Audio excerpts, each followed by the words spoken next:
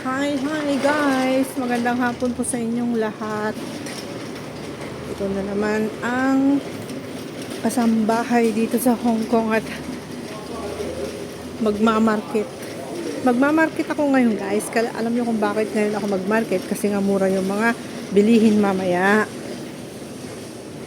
Mura yung mga bilihin. So kailangan ganitong oras ako magmarket para sa ganun. Para sa ganun ay mabili ko yung gusto ko sa murang halaga. Ganon. Diba? At saka ako ay maglalakad. Tignan nyo guys. Medyo may araw pa rin ngayon pero hindi na siya masyadong mainit na tulad nung kanina. Kaya ang ginawa ko, nag-antay muna ako ng hanggang mga 3:30 ganyan. Tapos ay mag-alas 4 na guys. Medyo malamig na at saka mahangin. Yan. Cloudy na siya. So, maganda lang maglakad. Maglakad papunta sa market. Ngayon lang ulit ako naglakad dito. Tagal na ako hindi nagmamarket eh. Kailan ba yung last na market ko? Yun yung last na lakad ko guys. Pero ngayon,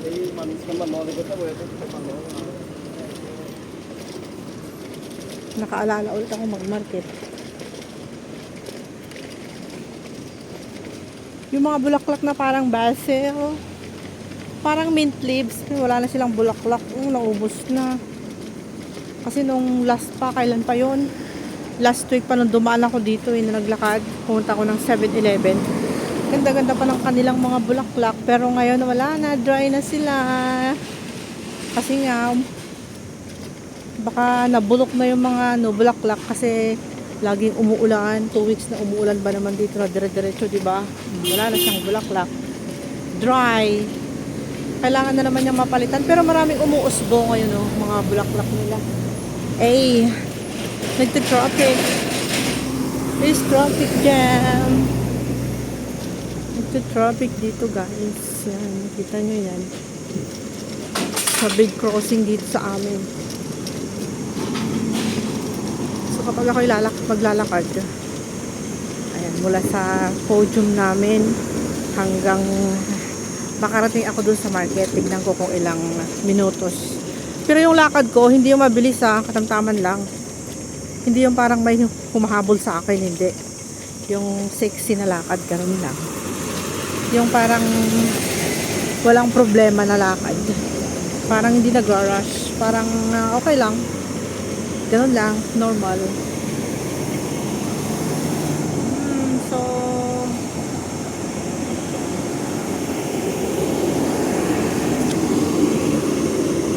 andito ako sa big crossing dito sa amin. Yan. Crossing dito sa amin. Pero pupunta muna ako sa MTR kasi ako'y magwi-withdraw muna ako. This old pin. Kumusta?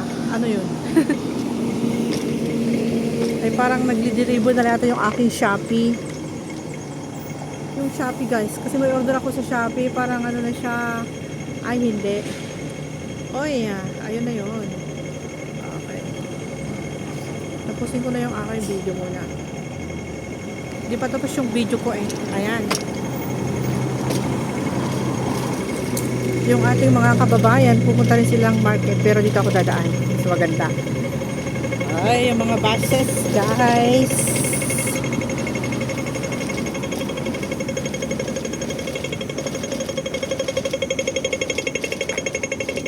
So, dito ako ngayon sa kalagitnaan ng ayun yung bahay namin, yan. Yan yung building namin, guys. 1 Mayfair. Tapos dito yung big crossing sa amin na yan. May kanya-kanyang destination na yung mga street na yan. Tapos padiretso hanggang doon yung view. Di ba ang ganda?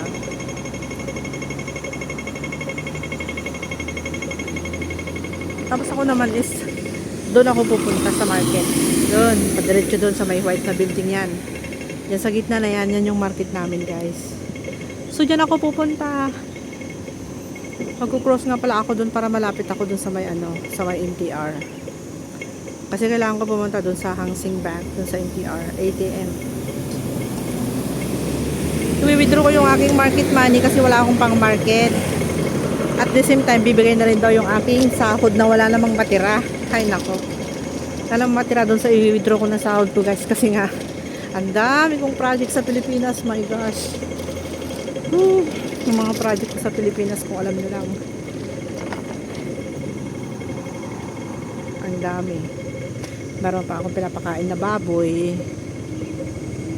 Meron pa akong ginagastusan na sa pagsasaka. Dami. Parang kukulang yung sahod ng isang buwan doon sa mga project ko ngayon. Sana nga matapos na para wala na akong problema. Leonora. O si mama. May message si mami. Pero mamaya ko basahin kasi wala yung aking video. Baka na-deliver na yung aking Shopee. Shopee! Kasi nag-order ako ng Shopee Hindi ko lang alam kung na-deliver na. Parang yun na yata yung pinipicture ni mama na sinesend sa akin.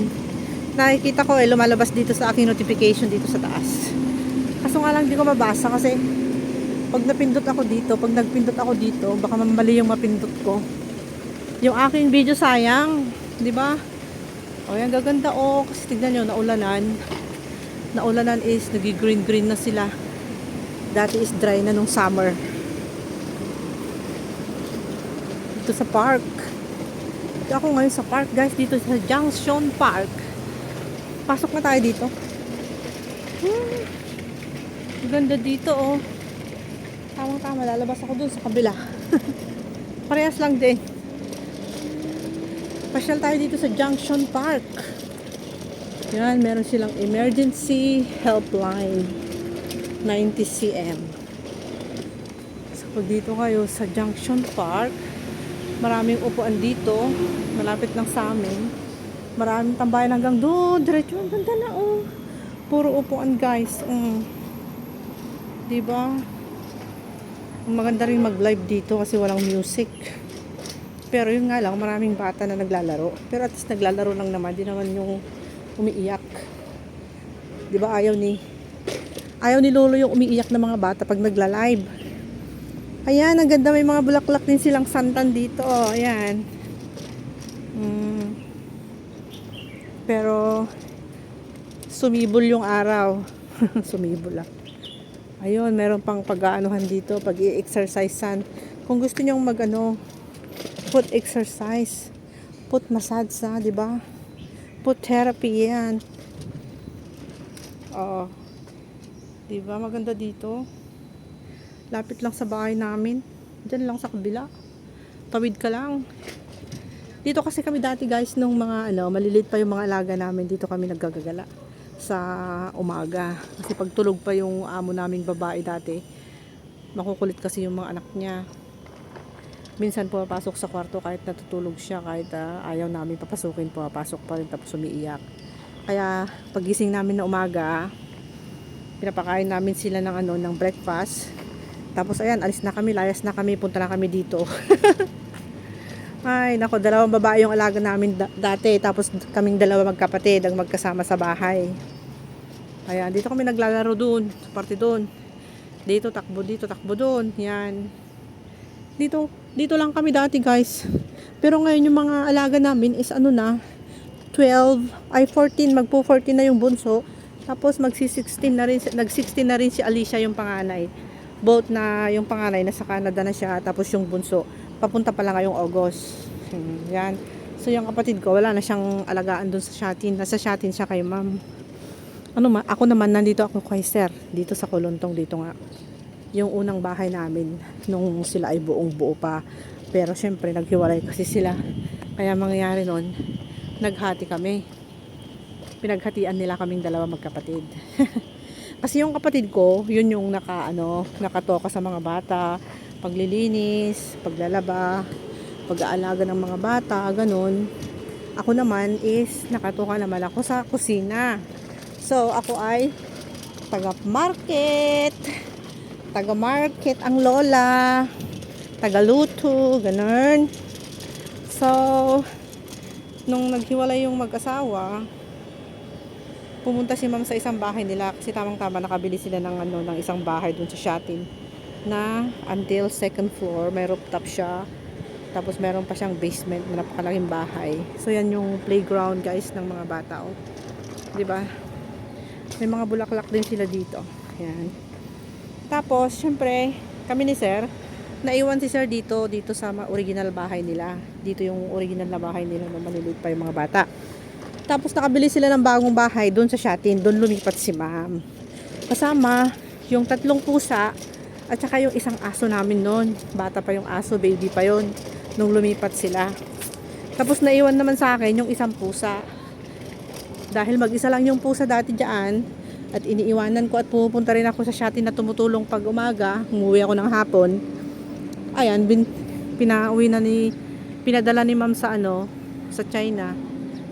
Pinadala na ni Sir sa China, sabi ni Sir, o sige kunin ko na lang sa China.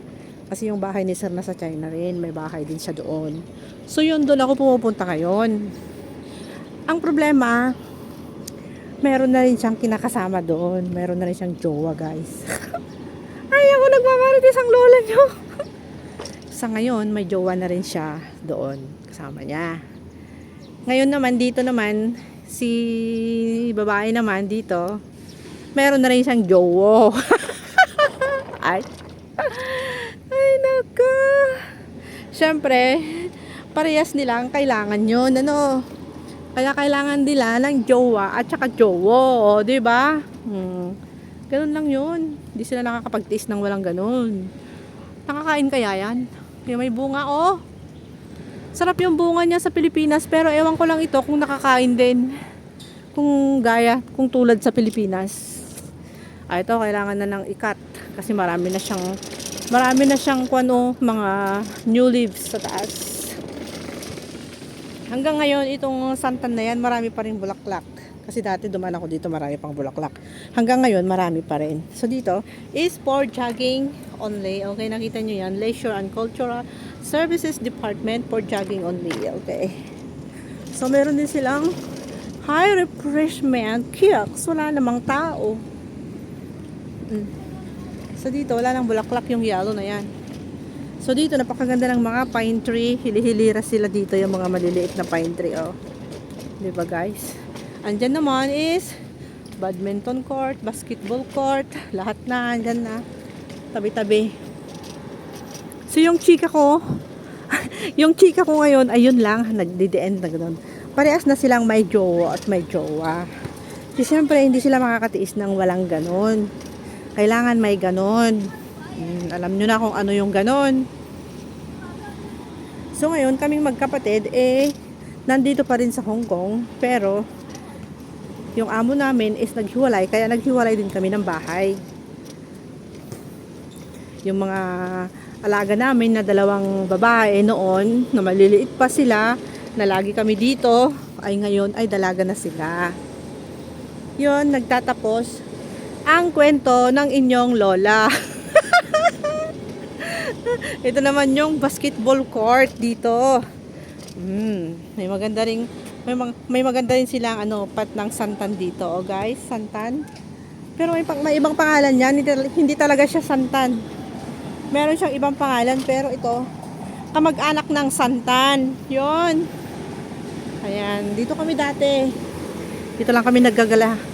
Kasama ko yung mga alaga namin. Tapos alternate din kami ng day off ng aking kapatid noon, guys. Syempre Saturday at Sunday. Alternate kami ng Saturday, alternate din kami ng Sunday, ganon. Pero ngayon, nandun pa rin sa Shatin yung kapatid ko, yung lagi kong kasama maglinggo. Siya yun. Kung kailangan nila yung tulong ko doon, sinasabihan lang ako ni ma'am na pumunta ako doon kasi ngayon may tutulungan ko daw yung kapatid ko na magluto, ganyan. Diba, kung may big dinner sila. Tapos minsan pupunta rin si Sir dito. Ayun, pumupunta kaming 2 doon sa Shatin, doon kami kumakain. Tapos tinutulungan ko yung kapatid ko na magluto. Tapos minsan invited din yung kapatid ko dito sa amin kapag pupunta yung dito yung 2 babae, yung anak niya na dalaga. Yung mga dalaginding nilang 2, minsan nagdi-dinner din sila dito sa bahay namin. Ganon. Hindi pa nagtatapos yung kwento ko pala, mayroon pang karugtong. Ngayon, dahil si Sir ay lagi nandun sa China, si mother niya na disabled, nandyan na nakatira sa amin. Pero mayroon din siyang sariling katulong na Indonesian, yun ang nag-aalaga sa kanya. Ako naman, yung si Sir, yung boss ko si Sir.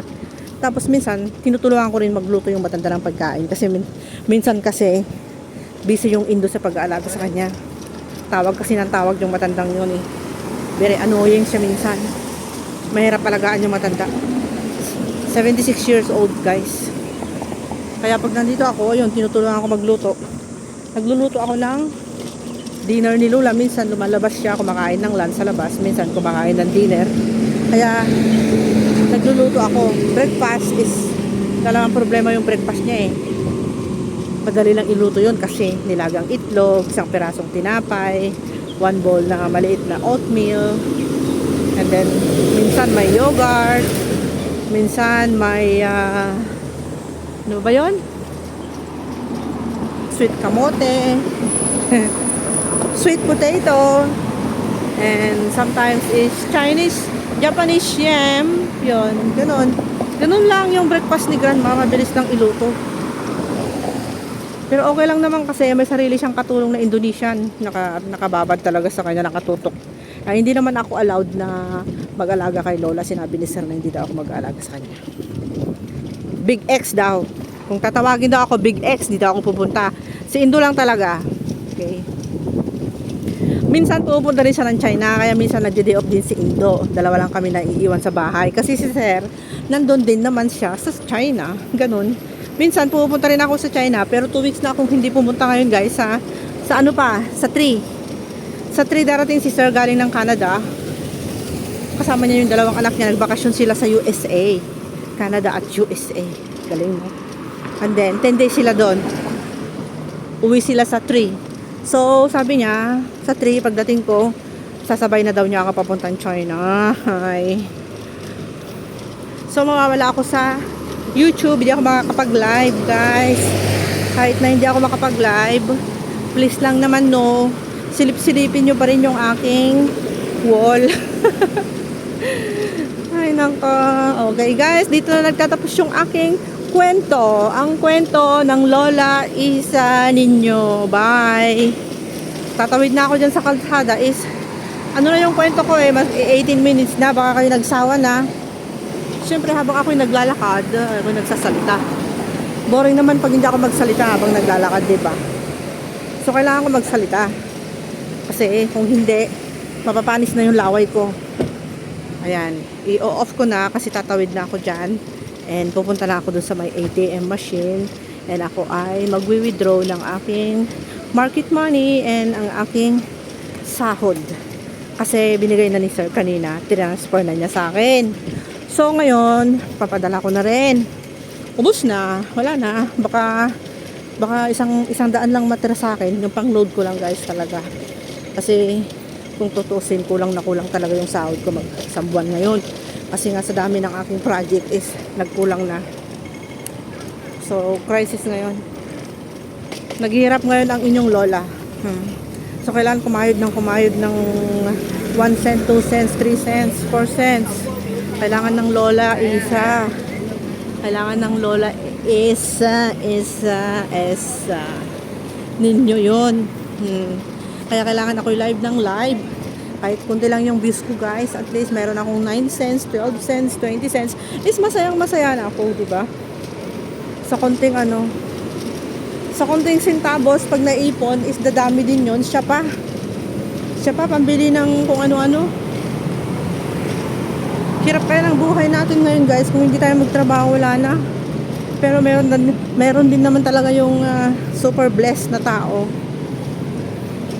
Meron din naman talaga yung naghihirap na katulad ko. Ay, so sad. Meron din naman talaga yung tama lang. Meron din naman talaga yung hirap na hirap. So, laban lang, bawal ang sumuko, di ba? Sige na guys, bye-bye. Mag-e-end na po ako dito kasi Oy, 20 minutes na yung aking video. Panoorin nyo yung premiere ko ha. Kahit hindi nyo napakinggan, basta i-turn on nyo lang. Thank you, Beres. Napagod na ako. Saglit lang. 20 minutes na pala ako naglalakad kasi 20 minutes na itong video ko. Ibig sabihin, 20 minutes na ako naglalakad. O, so nandito na ako sa may kalsada. Andyan na yung ATM machine. Pababa dyan, yung tao doon. Yun. Baba ka dyan sa MTR. Andyan na yung ATM machine at dyan ako pupunta. So, andyan yung maganda yung kwan guys. O, yung flower. O, uso ngayon yung flower na yan. Dito sa Hong Kong. Ay, tinanggal na nila yung kwan doon, no? Yung punong kahoy na pinagbabahayan ng mga kalapate. Yan. Yung mga kalapate, nandun na lang sila, oh.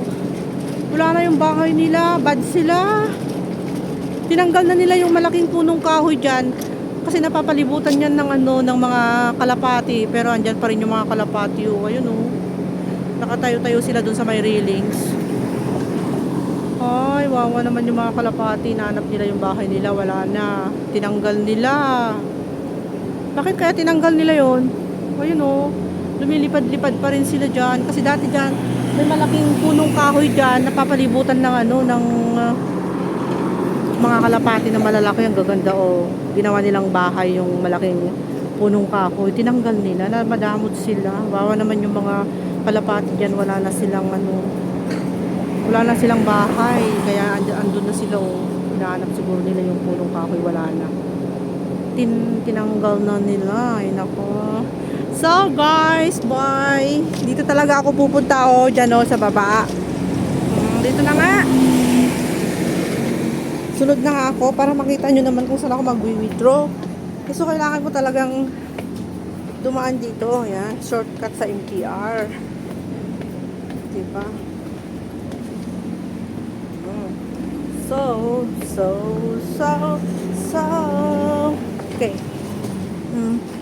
Dito na yung MTR ng Lok Fu Station. Exit A. Lok Fu Station, Exit A. Si Lola. Ay, lamig naman. Yan yung bakery shop. Maxim Cakes. Dito yung Arum Bakery. Hang Seng Bank. Yan tayo mag-withdraw, guys. Dito naman yung Circle K. Ayan, Maxim Cakes. Lok Fu Place, Zone V. And Hang Seng Bank. And dito tayo. So, bye. Bye for now. Oh, may Circle K pa pala dito na malaki. Dati 7-Eleven. Wala ng 7-Eleven. Saan na yung 7-Eleven? Pinalitan na pala siya ng Circle K na malaki dati kasi 7-Eleven to. Ayun, so Yamasaki Bakery, guys. Thank you so much, guys. Bye! So, doon ako mag-withdraw. Bawal ang camera doon sa may ATM. So, lumampas ako ng konti. Baka mamaya sabihin nila is ako ay nagbibideo doon sa bangko, no? So, thank you very much. Nandito na ako sa loob ng MTR kasi nandito yung bank.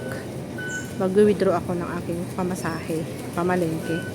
Bye guys! Thank you so much sa lahat ng mga nanood at nag-stay dito sa aking premiere ngayong araw. Thank you so much. Sana huwag kayong magsasawa. Bye bye! Love you all. Ingat po kayong lahat dyan. God bless.